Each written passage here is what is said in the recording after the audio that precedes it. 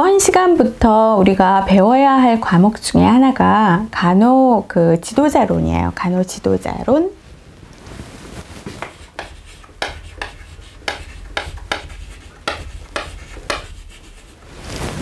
선생님들이 학부 과정에서 배웠던 간호관리의 이해, 간호관리의 어떤 이해라든가 간호관리학 부분에서 나오는 것 중에 하나인데, 예전에 공부하셨던 분, 한 10년 전이나 한 20년 전에 공부하셨던 분들 같은 경우에는 지도자론 같은 경우 간호관리학에 지도자론이 없었어요. 그러니까 일종의 리더십이라든가 동기부여라든가 갈등관리라든가 그런 부분은 없었거든요. 그래서 독학사 과정에서의 간호 지도자론도 4가지 과목에 꼭 필요한 부분 중에 하나입니다. 자, 이 시간부터 하는 거는 물론 우리가 배웠던 간호관리와 관련된 그런 부분도 들어가지만, 거기에서 가장 중요한 거는 리더십과 동기부여, 그 다음에 갈등관리, 조직에서의 어떤 변화, 그리고 우리가 지도자론의 어떤 변천 과정, 과연 우리 간호사들이 리더십을 어떻게 활용해야 되는지, 그러면 구성원들은 또 어떻게 추종을 하면서 구성원들이 또 어떻게 리더가 되어 가는지를 이제 배워보도록 하겠습니다. 첫 번째 이제 단원이 간호관리의 이해예요. 간호관리의 이해. 그러면서 처음에 이제 들어가는 부분이 뭐냐면은 간호 전문직과 리더십입니다. 과연 간호 전문직과 리더십은 어떤 관계가 있는지 한번 알아보도록 하겠습니다. 자, 우리가 아는 전문직의 개념.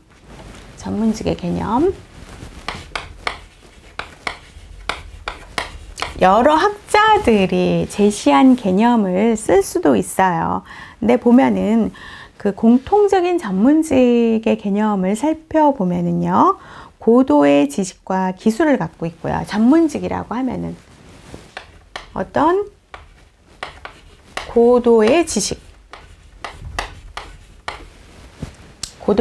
기술.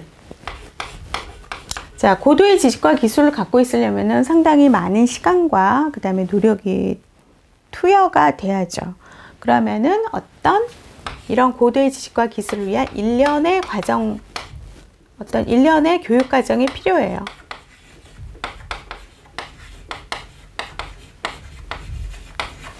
일련의 교육 과정. 그래서 짧은 어떤 1년이 아니라 대부분 4년 이상, 그 다음에 6년, 아니면 10년까지 가는 게 그리고 평생을 가는 게, 평생 공부해야 되는 게 전문직이라고 할 수가 있죠.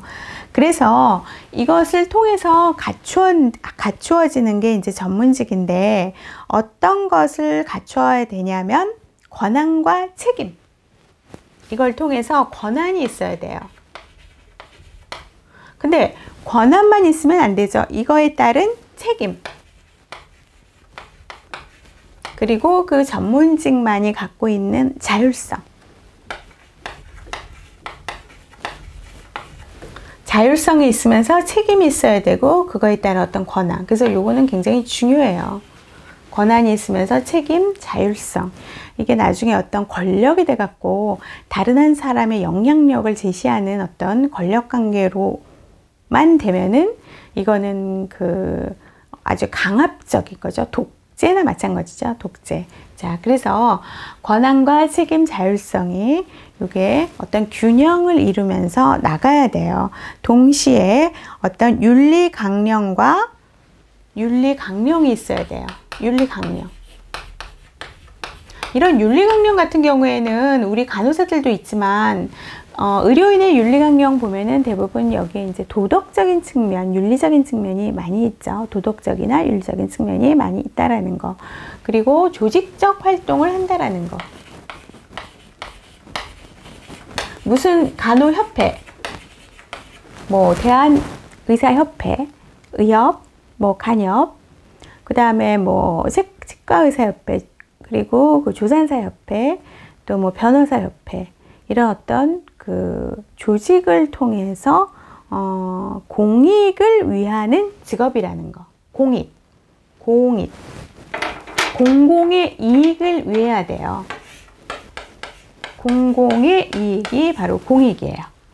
사익이 아닌 공공의 이익을 위해야 된다. 그래서 전문직은 이걸 다 갖춰야 되고요. 그 다음에 대중이 보는 전문직도 이런 측면에서 보고요. 또 법원에서 보는 법 측면에서 보는 전문직도 이 측면에서 판결을 합니다. 자, 그러면 전문직을 이제 이 정도 알아보시고요. 전문직의 이제 개념은 이 정도로 이제 끝내고, 그럼 기준이 뭐가 있냐면, 이론적인 기준에서 봤을 때 여러 가지를 제시를 할 수가 있는데, 그 중에서 이제 중요한 게 좀 있죠. 전문직의 이제 기준에서 보면은, 첫 번째 보면은 사회적 요구에 부응해야 돼요. 사회적 요구에 부응. 다른 말로 하면은 공익. 사회적 요구에 부응해야 된다.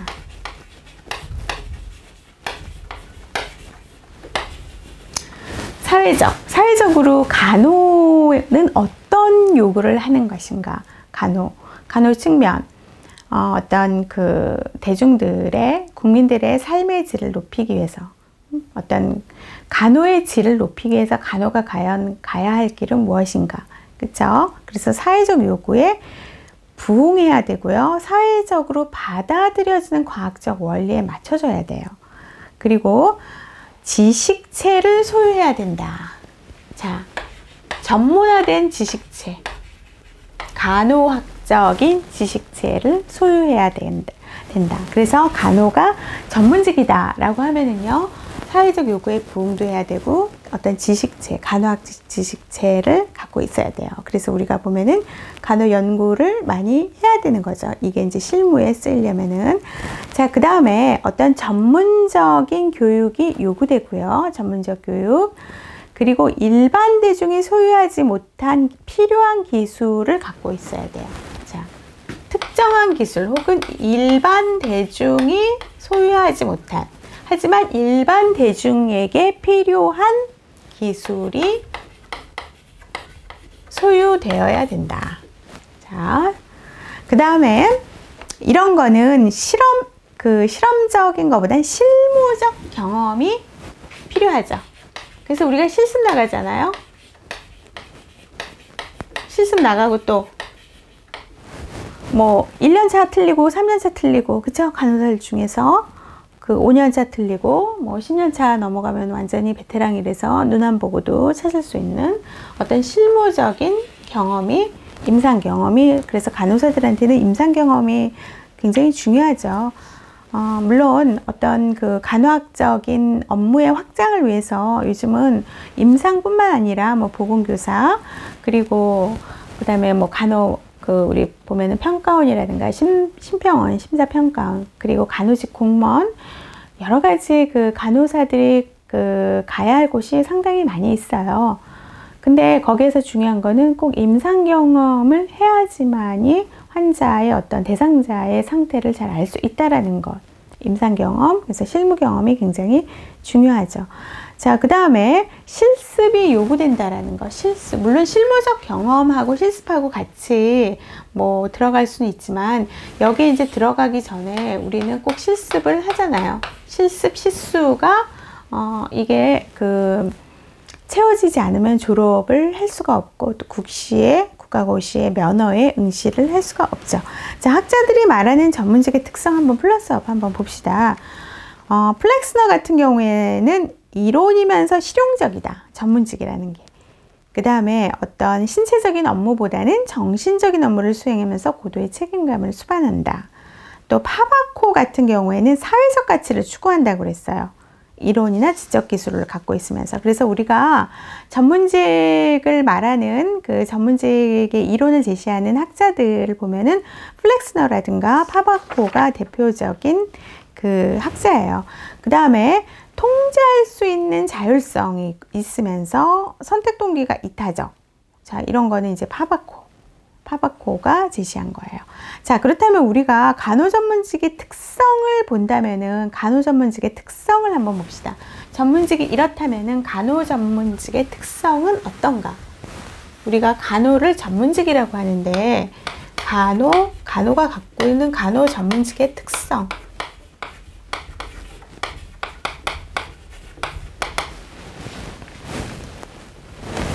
지적이고 높은 수준으로 잘 정의되어 있어서, 자, 지적이고 높은 수준. 전문적인 지식체가 있어야 돼요. 지식체가 또 나오죠.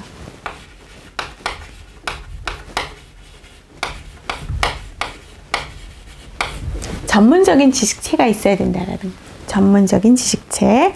그 다음에 우리가 어떤 그 과학적인 방법을 이용해서 교육과 업무의 기술을 사용하고 증진하는 지식체. 과학적인 지식체. 과학적인 지식체가 있어야 되고요. 또 어떤 그 실무자의 교육을 높은 수준의 교육기관에 위임한다. 실무자의 교육을 높은 수준의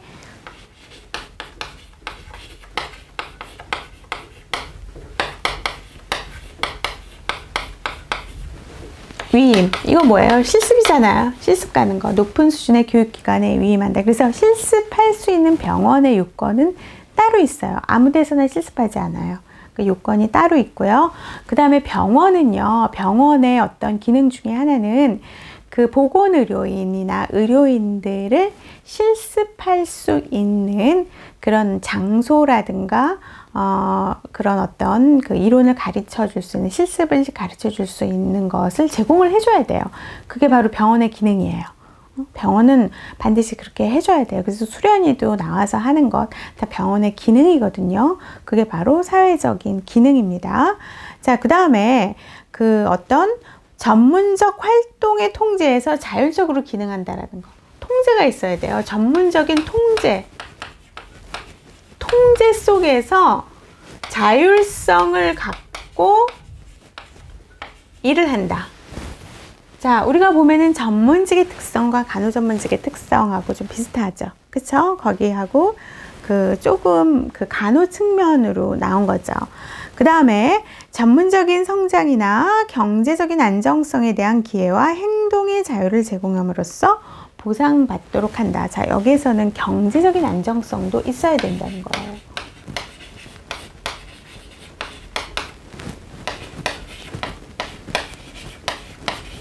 자, 간호전문직의 특징에도 들어가고 그냥 전문직의 특징에도 이것도 어떤 책에서는 이게 나올 수가 있어요. 전문직은요, 경제적인 안정성이 있어야 돼요. 경제적인 안정성. 그래서 보수가 다른 직업보다 좀 높죠. 보수가 다른 직업보다 높다라는 거. 자, 그래서 요거는 이제 보상적인 측면에서. 간호사들 같은 경우에는 근로 개선과 처우 개선, 복지 혜택이라든가 그런 게 좋지 않으면은 중소병원과 대기업 간의 어떤, 물론 다른 직업도 마찬가지긴 하겠지만은 그게 너무 차이가 많을 때는 뛰쳐나오죠. 중소병원 같은 경우에 100명이 들어갔다가 100명이 다 뛰쳐나오는 경우가 있어요. 100명을 모집을 했는데. 자, 그런 거는 뭐냐면은 보상이라든가 합리적인 보상이라든가 그 다음에 어떤 처우 개선이 좋지 않은 거예요. 그래서 경제적인 안정성을 제공할 수 있는 보상이 꼭 들어가야 된다라는 거, 그거를 보시고요. 자, 우리가 이제 교재의 어떤 그 테이블의 표가 있는데요. 거기서 보면은 직업의 특성, 또 간호의 특성과 전문직의 특성이 있어요. 근데 우리가 보면은 간호가 전문직으로 가기 위해서 좀 가야 할 길이 좀 먼 게 뭐냐면은, 자, 선택 동기는 봉사적인 측면인데 자율성 측면에서는 우리가 통제가 되는 한에서 통제되는 그 어떤 범위 안에서 자율성을 지니는 게 간호이긴 하지만 다른 전문직은 상당히 자율성이 높은 반면에 간호 전문직은 자율성이 제한적이라는 거. 미국 같은 경우에는 어떤 간호 단독법이 있죠. 그래서 거기는 그 nursing practitioner 해갖고 전문 간호사들, 우리나라도 지금 전문 간호사들이 10년 전부터 상당히 많이 배출되고 있는데, 이게 어떤 그 명확하게 그 기준이 모호해요. 그래서 우리나라에서 법적으로 인정하는 전문 간호사 같은 경우에는 그 석사학위를 나와야 되고요. 전문 간호사 시험에 합격을 해야 돼요. 그 다음에 그 전문 간호사 그 석사학위 들어가기 전에 전문적인 분야에서 3년 이상 근무를 해야 되는 그런 조건이 있는데, 막상 그렇게 해서 아주 힘들게 공부를 하고 나왔는데 그거를 아직 인정을 해주지 않아요. 물론 그 전문간호사 그 규칙이라고 의료법에 나와 있긴 해요. 근데 전문간호사 같은 경우에는 그 업무가 제한적이고 병원마다 뭐 전담간호사, 그 다음에 무슨 뭐 CNS 이런 식으로 해갖고 병원마다 좀 틀리죠. 이건 뭐냐면은 법이 안 돼 있다는, 간호단독법이 없어서.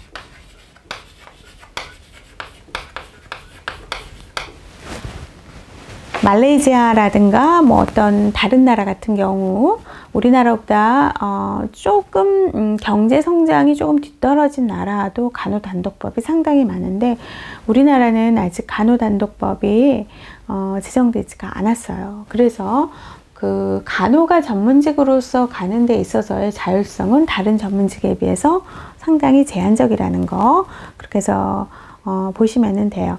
자, 그 다음에 종사 기간이 전문직은 상당히 장기간인데 간호는 최소한의 기준만 충족하고 종사 기간이 상당히 짧아요.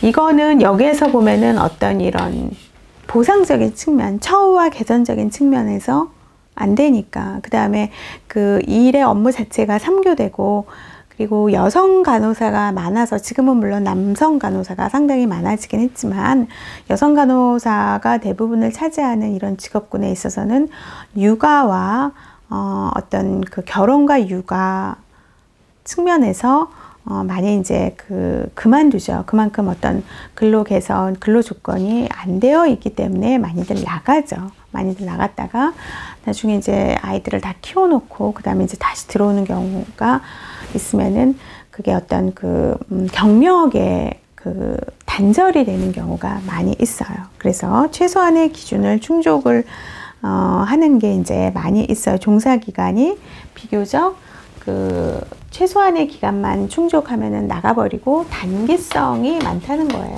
단기성. 자, 요거를 기억을 하시면 좋겠어요. 여기서 이제 중요한 건 뭐냐면은 이제 간호가 전문적으로 가는 데 있어서 굉장히 이제 제한적이라는 거. 그거는 간호단독법이 없다라는 거. 우리나라 측면에서 봤을 때. 자, 그래서 우리가 새로운 간호가 되기 위해서, 간호가 어떤 리더십을 갖기 위해서는 가장 중요한 과제가 뭐냐면은 현재 시스템에 대해서 지속적인 비판을 해야 돼요. 현재 시스템, 뭐 근로조건과 처우 개선이 안 좋고, 그 다음에 어떤 간호단독법이라든가, 그러면은 정치적으로 나가야 되겠죠. 아니면은 내가 정치적으로 나가지 못하면은 정치적인 어떤 후원회라든가 어떤 간호정의회 같은 데에다가 많이 이제 지원을 하죠. 간호협회 같은 경우.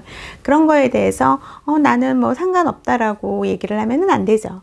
내가 언제 다시 나는 뭐 간호사 이제 안 할 거니까, 시집 갔으니까. 요즘 이제 그러신 분들이 많이 없어지셨는데 예전에는 이제 그런 분들이 많이 있었죠. 자, 그렇지 않으면은 새로운 간호에 있어서의 리더십은 발전하지 못하고 전문직은 발전할 수가 없습니다. 그러니까 현재의 어떤 시스템에서, 시스템적인 측면, 구조적인 측면에서 굉장히 안 좋다면은 여기를 비판적인 사고방식, 비난이 아니에요. 어떤 문제점이 있을 경우에 그거를 개선을 하고 장점과 단점을 분석해서 개선을 해야 된다라는 비판적인 사고방식이 굉장히 중요하죠. 비판적인 사고방식, 시스템에 대해서 비판적인 사고방식을 통해서 간호사의 전체적인 의식을 일깨워야 돼요. 간호사의 어떤 인사이트를 일깨우는 거. 그 다음에 간호는 지금 건강의 소비자들, 의료 소비자 입장에서 상당히 중요한 역할을 차지하고 있어요. 우리나라가 계속 이제 고령화되고 있고, 고령화되어 있으면서 만성질환 쪽으로 가고 있고, 그 다음에 이제 일가구, 독거가구가 늘어나고 있기 때문에 이런 어떤 건강관리 과정을 통해서 중심 역할에 있다라는 거. 그렇다면은 간호의 가치를 기반으로 해서 근본적인 변화를 추구해야 돼요.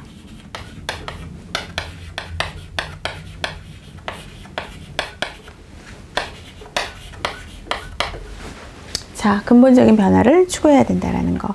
그래서 보면은 우리가 그렇다면은 우리가 어떤 리더십을 가져야 된다라는 건 이제 리더십 이론에서 배울 거고요.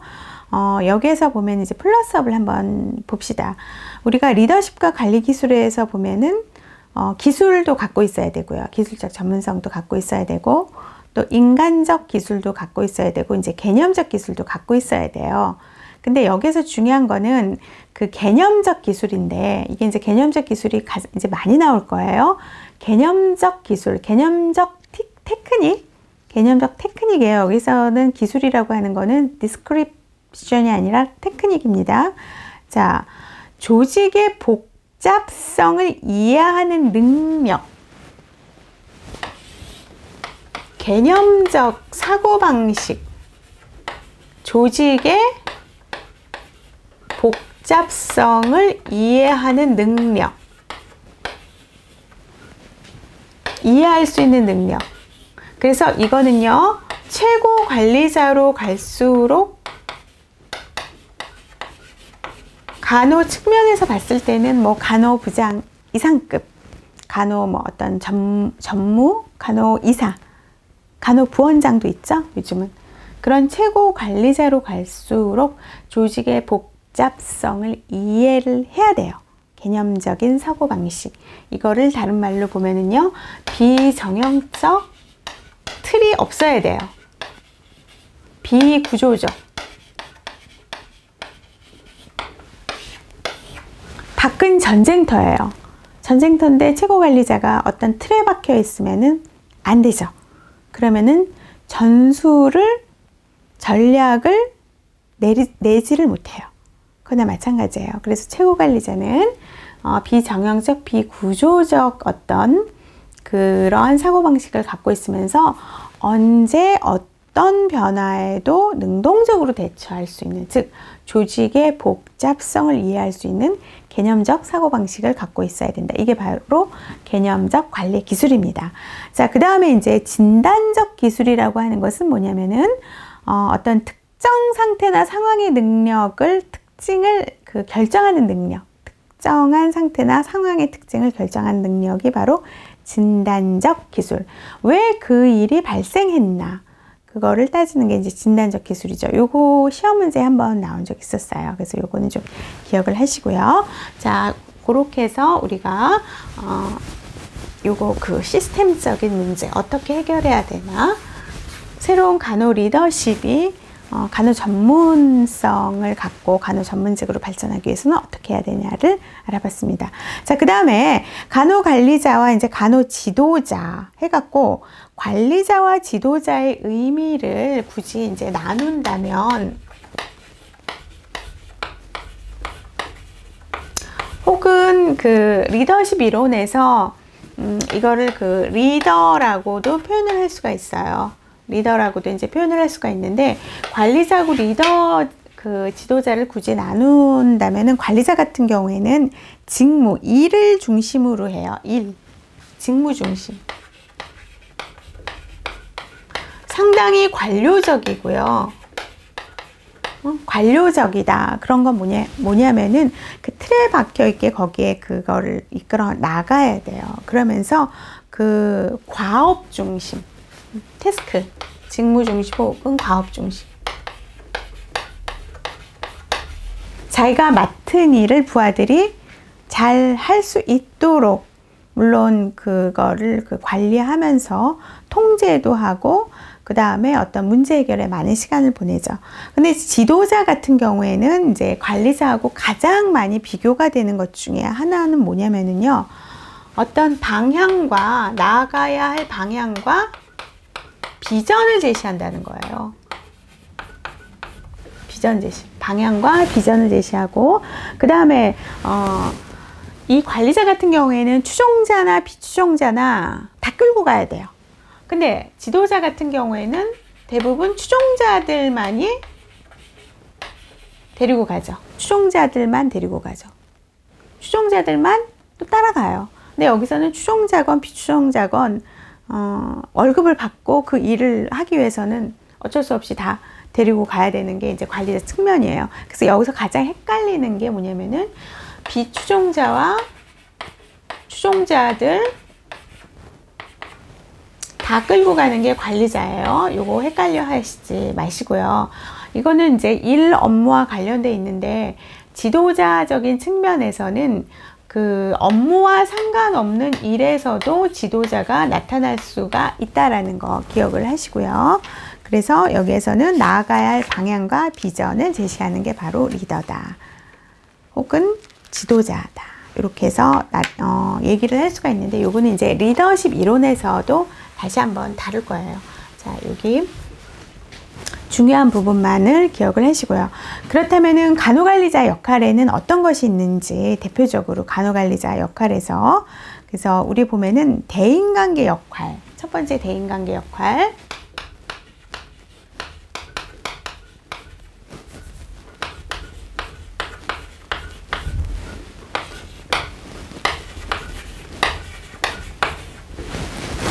인터퍼스널 대인관계 역할이 참 중요한 거죠. 그 다음에 이제 정보적 역할이 있고요. 정보적 역할. 그 다음에 의사결정자 역할이 있어요. 정보적 역할과 의사결정자.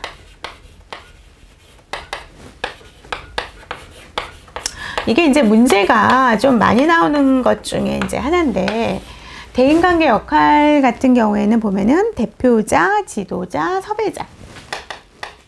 대표자, 지도자, 섭외자. 그래갖고 이제 소지섭이 아닌 이제 대지섭으로 외우시는 게 이제 가장 좋고요. 이게 이제 헷갈리거든요. 요거는 좀 외우셔야 돼요. 그래서 대표자 같은 경우에는 예를 들면은 대표자는 그 조직의 얼굴이에요. 얼굴. 조직의 얼굴.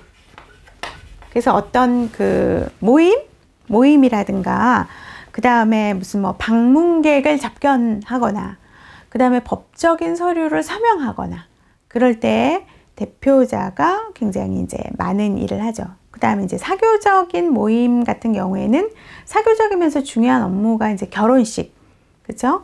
그 어떤 직원의 결혼식을 이제 참석하는 것, 어떤 행사에 참석하는 것, 이게 뭐냐면은 대표자의 그 역할이에요. 대표자의 역할. 그래서 사회적, 법적 의무를 수행한다. 대표자는 사회적이면서 법적 의무를 수여하는 것. 사회적이면서 법적 의무를 수행하는 것이 대표자. 자, 그 다음에 이제 지도자라고 하는 것은 뭐냐면은 부하의 활동을 지휘하고 조정하는 거. 부하의 활동을 지휘하고 조정. 그 다음에 동기부여도 시켜요. 지도자, 우리가 리더, 그죠? 리더십. 그래서 동기부여도 시키고, 그러면은 어떤 지도자로서 만약에 관리자의 역할, 이렇게 규명을 한다면은요, 직원의 생산성을 높여야 되죠. 그죠? 조직의 목표를 달성하기 위해서는 생산성을 높이고요. 또 갈등을 감소시키면서, 지도자는 갈등도 감소시켜야 돼요. 지휘, 조정, 동기부여에 생산성을 높이고, 그 다음에 조정하려면 어떻게 서로의 갈등 관계가 있잖아요. 자원이 한정되어 있으니까 갈등 관계도 어떻게 조정을 해야 되고요. 그 다음에 어떤 그 피드백을 제공해야 돼요. 피드백을 제공해야 돼요. 그러려면은 그 종업원 채용이나 배치 훈련, 채용과 배치 훈련. 자, 채용과 배치 훈련과 관련된 거는 대인관계 역할에서의 지도자. 대인관계 역할에서의 지도자예요. 자, 그러면 이제 섭외자 같은 경우에는 뭐냐면은, 우리는 그 연결자라고도 하죠. 섭외자 같은 경우에는 연결자. 외부 자원을 연결해 주는 거. 섭외자. 혹은 연결자. 그래서 맨 처음에 우리가 그 대인관계 역할, 그 정보적 역할, 의사결정자 역할에서 먼저 큰 틀로 나눈 다음에 그 큰 틀 안에 세세한 부분을 정리를 하셔야 돼요. 요거는 좀 어려운 부분이에요. 많이 이제 문제가 많이 나오죠. 자, 그래서 섭외자 같은 경우에는 만약에 우리 조직에 내가 있는 지도자로 있는 조직에 어떤 자원이 없다. 그럼 어떻게 해야 될까요? 자원, 물품을 어떻게 공수해 와야 되죠. 그 다음에 다른 사람들과 이제 다른 부서하고 이제 상호작용하는 것. 그게 바로 섭외자예요. 그래서 일종의 그 교량 역할을 한다라는 거. 연결자니까 다리를 연결한다. 그래서 교량 역할을 하는 게 이제 섭외자. 자, 그 다음에 이제 정보적 역할 같은 경우에는 뭐냐면은 어떤 정보 수집, 외부의 정보에 어떻게 능통해야 되죠. 환경은 상당히 많이 변화되고 있으니까. 그래서 정보 수집과 분석에 의해서 시작되는 게 바로 정보적 역할이에요. 자, 현대로 오면서 정보의 중요성은 굉장히 중요하죠. 정보.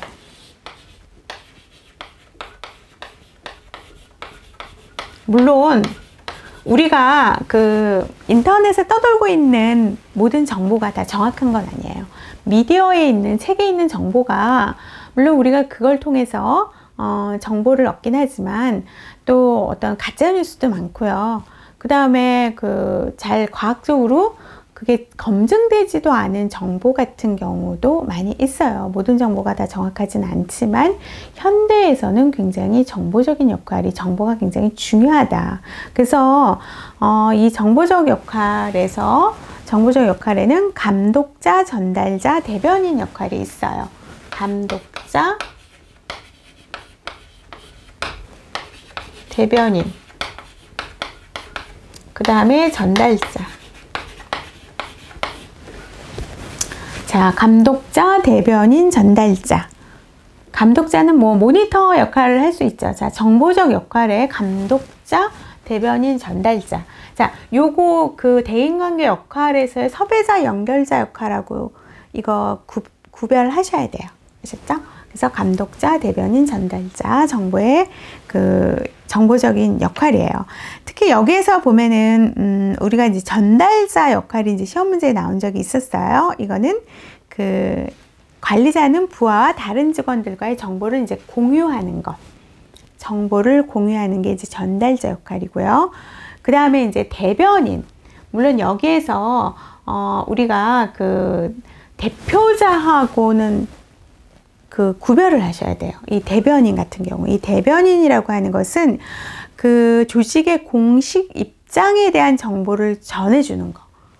그래서 우리가 보면은 어떤 회사가 뭐 어떤 잘못을 했거나, 그죠? 그 회사 구성원이 뭐 큰 잘못을 했거나 그랬을 경우에 그 조직의 가장 대표적인 사람이 나와갖고 어떻게 얘기를 해주죠? 대표적인 사람이 얘기를 해줘요. 그게 바로 외부 사람들에게 공식 입장에 대한 정보를 전해준다. 공식 입장. 그래서 우리 보면은 청와대의 공식 입장을 청와대 대변인을 통해서 이제 얘기를 해주죠. 이게 바로 정보적 역할에 대변인이 들어간다라는 거 기억을 하시고요. 그 다음에 이제 의사결정자 역할이 있어요. 의사결정이라는 뜻은 뭐냐면 decision making이라고 그래갖고 어떤 여러 가지 그 한 개 이상의 대안 중에서 선택을 하는 게 decision making인데, 의사결정자 역할 같은 경우에는 물론 지도자론에도 들어가긴 하지만 모든 구성원도 의사결정 역할이 들어갈 수가 있어요. 그래서 어떤 대안을 선택하는 과정에 있어서 거기에서 보면은 기업가, 고충처리자, 자원분배자. 기업가. 그 다음에 고충처리자. 그 다음에 자원을 어떻게 분배해야 되는가. 자원 배분 혹은 자원 분배하는 거. 이게 바로 의사결정자 역할이에요. 특히 파업, 협상, 그쵸? 그 다음에 어떤 스케줄 문제.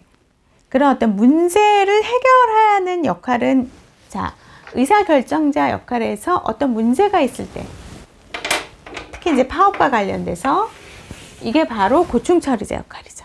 고충처리자 역할. 자, 이렇게 해서 보시면 되고요. 그 다음에 이제 마지막 하나가 있다면 이제 여기에서는 이제 고충처리자 하면서 이제 협상자 역할도 있어요. 어떤 책에서는 요 세 가지만 나오는 경우가 있는데, 어떤 책에서는 이제 협상자까지 나오는 거죠. 협상자. 협상을 하는 거. 어떤 무슨 뭐 물품 공급업자하고 계약을 하던가 아니면 노사협정에 대해서 동의서를 쓴다든가. 자, 그렇게 하는 것이 이제 우리가 대인관계 역할, 정보적 역할, 의사결정자 역할. 이제 카츠의 인간관계 역할 중에서 이제 세 가지를 알아봤습니다. 카츠의 인간관계 역할 중에서.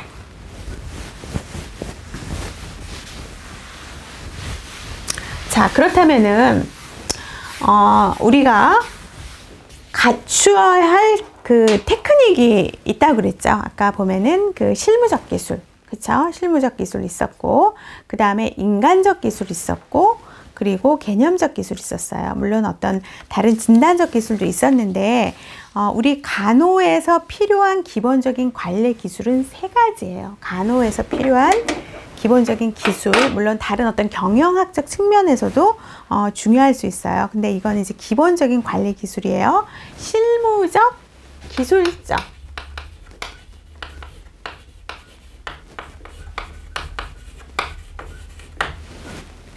자, 실무적, 기술적 그런 어떤 기술이 있어요. 테크니컬 스킬, 테크니컬 스킬이라고 해요. 영어로 테크니컬 스킬. 그래서 이거는 예를 들면 우리가 뭐 어떤 스크럽 같은 경우에 그 소독 스크럽 같은 사람들, 물론 그 옆에 순환 스크럽도 있지만 굉장히 고도의 어떤 그 훈련 과정을 필요로 하죠. 그래서 요즘은 수술방마다 그 분야별로 틀리잖아요. 예전에는 이제 돌아가면서 했는데 뭐 신경외과면 신경외과, 정형외과면 정형외과, 뭐 아니면은 뭐 외과도 그 분과별로 뭐 암센터 뭐 이런 식으로 해갖고 그러한 어떤 실무적 그 기술은 많은 교육, 훈련 및 경험을 통해서 습득되는 것이에요. 교육, 훈련 및 경험.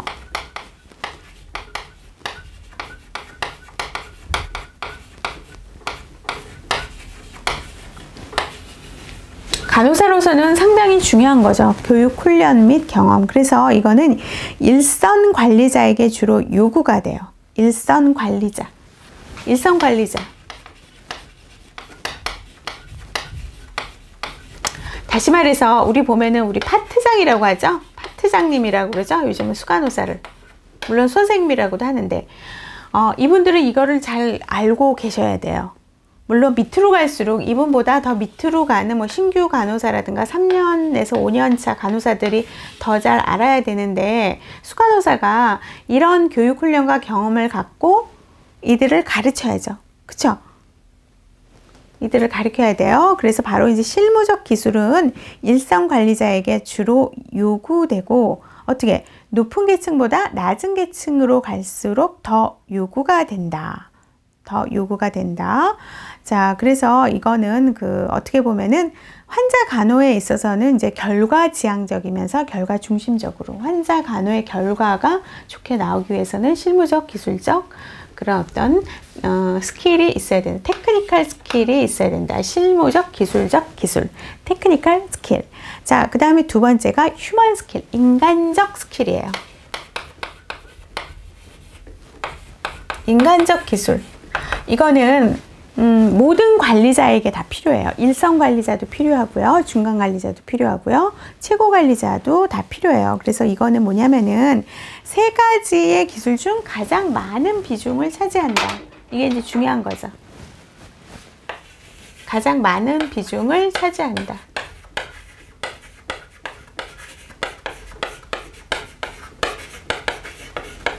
가장 많은 비중을 차지하고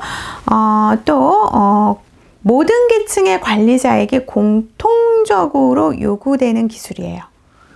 모든 계통의 관리자에게 공통적으로 요구된다.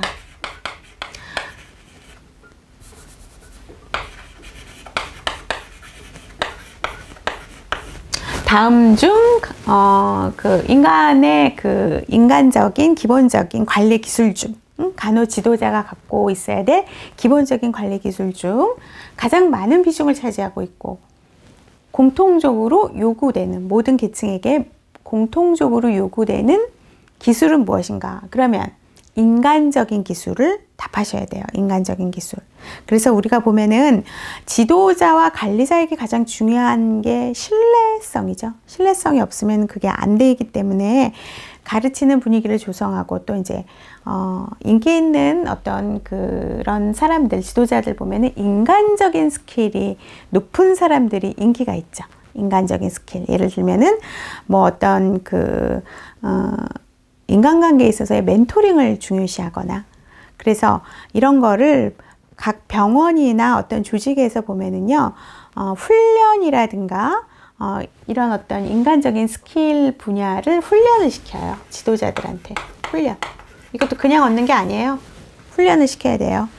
요즘 아래 사람들 다루기 상당히 힘들죠.